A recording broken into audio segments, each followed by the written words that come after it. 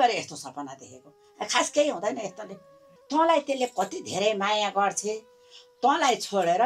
त्यो कोहीसँग जाँदा पनि जान्न कसैसँग भाग्दा पनि भाग्दिन लाग्दा पनि लाग्दिन त ढुक्क हो के ल ल आमा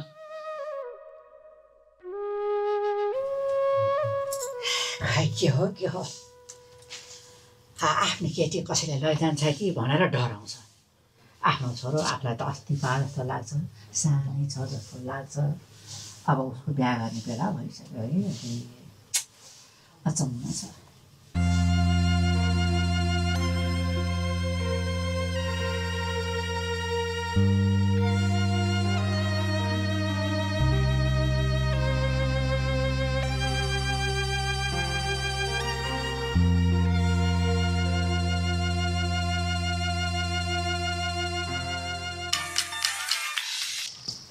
हेलो